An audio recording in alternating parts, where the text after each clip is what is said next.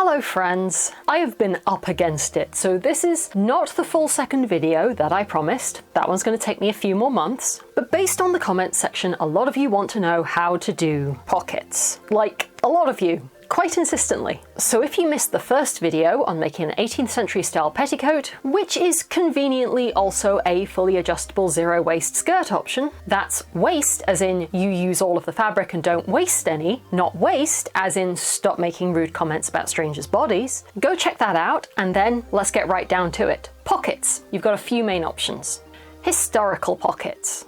The easiest and most historical way is to make one or two standard 18th century pockets. Mine are very fancy machine embroidered pockets from Sosteen because, like, what else do you spend your yearly work bonus on? There are a whole bunch of free patterns and tutorials online on how to make these, and fundamentally, you don't really need any of them. It's just a teardrop shape that's nice and wide at the top. If you're drafting your own, remember that you can make it as big as you want, but if you make it longer than where your hand naturally hangs to on your body, you're going to struggle to get stuff out of it. You'll need two layers, an outer layer, normally a nice fabric, which you can double up if it's too thin, and then the back, which I find works best if you use quite a stiff fabric, like canvas. Here my outer layer is a very heavy embroidered silk satin, and my back layer is an old IKEA curtain, which is probably the best possible visual description of my entire sewing practice.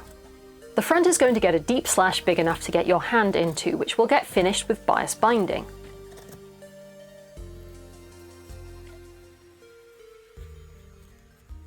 Then the two pieces get laid on top of each other and sewn together all around the edge. And bound again. The top gets attached to a waist tie, and I usually put even more bias binding over the top here. You can make your own bias binding just by cutting strips on the diagonal. I use up a lot of scraps this way, but a neat trick to learn is how to make a continuous strip out of a square of fabric. I'm using an 8-inch square here, which is tiny. Usually I would say go at least a bit bigger, and you're going to cut across the diagonal to give yourself two triangles. I'm measuring slightly in from opposite corners to give myself a little seam allowance. If this makes sense to you, do it that way. Don't worry about it too much if you skip that part. It's not a big deal. Then sew the two straight edges together and press that open. Next we're going to mark up the width of binding that we want, parallel to our diagonal edges, long side to long side. I recommend you don't use a heat erasable pen for this, because we're going to iron it. The width of the strip should be 4 times the final binding you want. 4 centimeters to 2 inches is a nice average, and don't give me that about mixing up my measuring systems. Okay, I'm British. We are legally obliged to dual wield. Take the two long edges and match them up, making sure your seam allowances are landing on the same side. Then offset these edges by 1 stripe. The lines should all match up still, but there'll be 1 extra on either side. Sew this and iron it open. Finally, go to one of the edges of your new tube where you have the overhang and start cutting down this line. You'll find that line is now a continuous spiral, and you now have 1 long piece of bias binding. If you want to finish this off by adding in the folds, just fold it in half and iron it, then open that up and fold both sides in to not quite meet the center crease, and iron those sides too. If you're new to sewing bias binding, there's a couple of ways to do it. Some people prefer to just fit it over the edge and top stitch it into place, which works great as long as you're happy with visible top stitching. I like to open it up, line up one side with the edge of the fabric, and sew just barely inside the first crease. Then wrap the binding around the edge to the other side and sew down the fold on the back side by hand, usually with little whip stitches. Either way, be careful not to pull too hard on the binding because it will stretch out. My final bias binding tip is maybe going to mess with you a bit, but it makes a massive difference to the results that you get.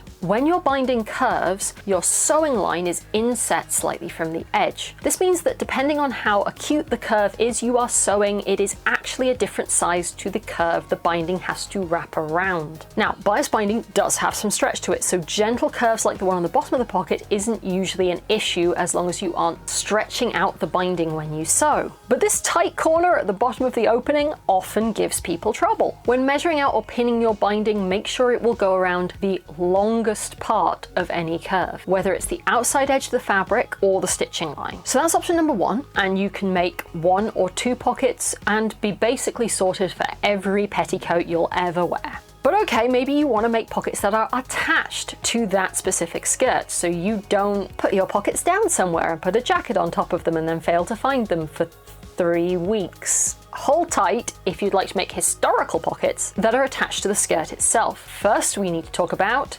patch pockets. Option number 2 is patch pockets. These are probably the easiest in terms of actual sewing, but because they are on the outside of the skirt, often front and center, if you don't do a neat job, everyone will be able to see it. Unlike the inside pockets, which can be a complete hatchet job and nobody will ever know. Now, I will freely admit I'm not a big fan of patch pockets, so I have prepared a demonstration instead of putting them on an actual garment. You're going to find this easiest if you attach these to the skirt as early as possible, before you've even sewn the side seams is ideal. But you can add them later if you're struggling with figuring out placement. You're just going to have more fabric to wrangle and you'll need to take care to lay them flat in spite of the pleats. You've got 2 options here. 1, a single layer pocket. Take a rectangle of fabric, at least wide enough to get your hand in, and trust me on this one, taller than it is wide. Patch pockets that are wider than they are tall end up looking weird and ungainly, and if you start with a square, that's how they're going to end up. Hem what is going to be your top edge in whatever way you choose. Press the sides and bottom edges in with very narrow seam allowance, in towards the wrong side of the fabric. I will even sometimes trim these down after I've pressed them. Then position it wherever is comfortable on the skirt panel. Carefully sew around 3 sides, close to the edge, leaving the top open. You can backstitch and leave it like that, but I like to come in by about 1/2 centimeter and sew around the 3 sides again so the raw edges are all caught between the 2 lines of stitching. And I don't have to touch fraying edges when I put my hand in the pocket. I realize I have not demonstrated this well by using a white thread on a white fabric, but you'll see another take on the same idea a little later in the video. 2, a double layer pocket. You need an outer and a lining for your patch pocket, and you just put them right sides together and sew around most of the outside, leaving one side or even just a little gap open. Trim your seam allowances, especially at the corner, and turn it out through that opening. I tend to make the gap on the side I want to be the top of the pocket because once you've pressed everything, you're going to top stitch that edge. Pin the pocket onto your skirt panel just like the previous version and sew around 3 of the sides close to the edge.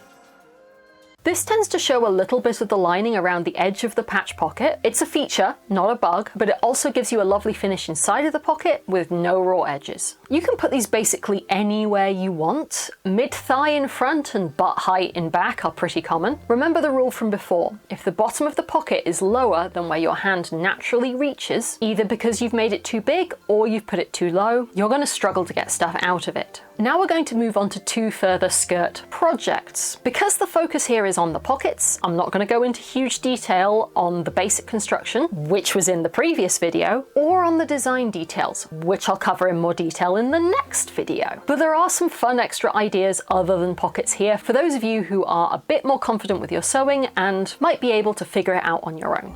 Single layer side seam pockets and attached historical pockets.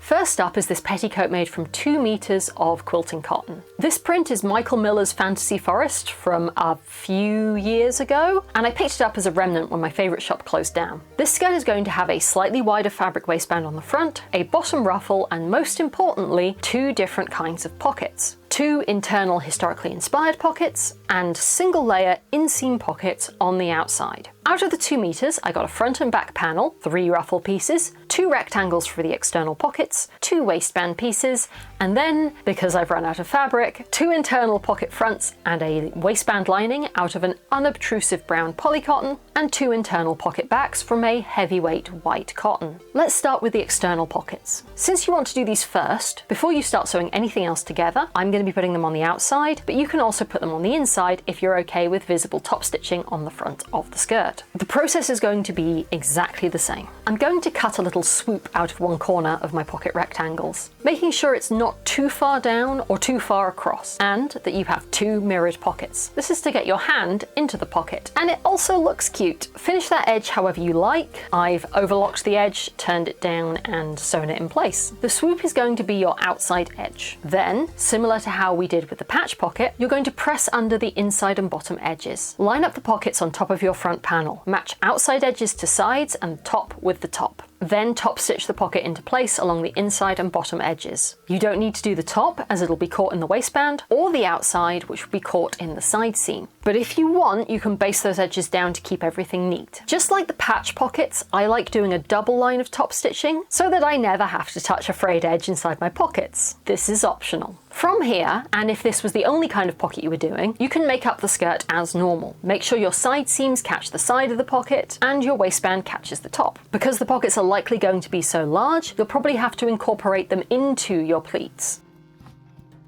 I tried making them flat and wasn't very happy with the results. I was a lot happier with this version where I put small pleats in the top of the pockets. But on this skirt, I also made internal, historically inspired pockets. So let's look at those two. So we're going to make a pocket, or pair of pockets, in almost the same way as the historically accurate pockets earlier. This time you can probably use a lighter fabric, ideally the same fabric as the skirt, since you're going to be washing this. I didn't have enough quilting cotton left to make the pockets match, but I did manage to sneak just enough fabric out of the bits I cut off the outside pockets to make a tiny binding for the opening. It's very stiff and bulky, not 100% sure it was worth it, but it looks cute. I could have bound the outside edge of the pockets, but these are going to be internal and washable, so I just ran them through the overlocker because we have the technology. The skirt should be unfinished at the point that you do this. Ideally, you want to get as far as the next step being attaching the waist ties, but do not attach the waist ties until you've got the pocket on. When you get to the point where you have a nearly finished pocket or pockets, so the opening is finished, the edges are finished, the top is still open and not attached to a waistband, and you have a nearly finished skirt. Side seams and any other fussy bits done, top pleated, not yet attached to a waistband. You're going to put the pocket inside the back panel of the petticoat. Line up the opening of the pocket with the side opening of the skirt. Make sure you can still get into it, and the top with the top, laying it on top of the pleats on the inside. Then go on to add the waist ties in whichever way you like. The pocket is now a permanent part of the skirt, and you should be able to get into it easily. If you want to, you can sew the side opening to the pocket by hand so they don't shift around, being careful not to go all the way through to the back of the pocket. If you really want to sew it by machine, I think that's possible, but the easiest way is going to be sewing the front of the pocket onto the side opening of the skirt, then adding the back of the pocket while wrangling the whole petticoat. It's definitely an option, but not the most efficient one. Final option, if you're struggling with bias binding on the opening and using a very light fabric for the front of the pocket, you can make up the front of the pocket with 2 layers of fabric. Put them right side, mark the opening, then sew a narrow box all the way around that slash. Cut neatly down the middle, 2 little corner snips at the bottom, then flip the fabric around so it's wrong side to wrong side, seam allowances on the inside. Once pressed, that will give you a neatly lined pocket opening, and you can treat the whole thing as one layer to finish off the rest of the pocket, just as we did before. Okay, final option. Yes, you can French seam the edges of the pocket instead of binding it. But I refuse to do it on the grounds it's fiddly as all hell, so if you can't figure that one out on your own, you're gonna have to find another tutorial. I'm not doing it. Bag pockets. Project skirt number 2 is this crinkle black polycotton with lace details. This is also about 2 meters of fabric. No ruffle this time, wider waistband. This time I did a very straightforward hem with a lace binding detail, and this skirt has a pair of fairly normal looking modern inseam pocket bags. For this style of pocket, you're going to make a pocket bean shape. It doesn't have to be a bean, it can have corners if you want. I like the curvy pocket, with a straight side for the opening, and I personally like to have a straight top that I can include in the waistband. I'm not a fan of side seam pockets that aren't anchored to the waistband. They tend to pull the whole skirt out of shape if you put anything heavy in them. And you need 2 matching pieces per pocket. One piece, the inside piece, you're going to finish that opening nicely. Normally this would be sewn to the other side of the seam, but on this style of petticoat, there is no other side to the seam. It's going to float. The other piece, you're going to sew that same opening side to the front panel of your petticoat, at the top where the side opening will be. The 2 pieces of your pocket you can connect together however you like. French seam, binding. Again, I just overlocked mine. You're going to make up the rest of the skirt as normal up to the pleating part. Initially, I pleated the front of the skirt and then laid the pocket bags on top.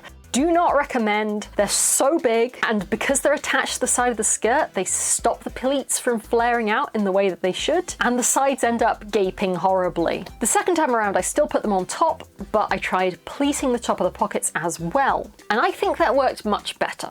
Pocket ratings.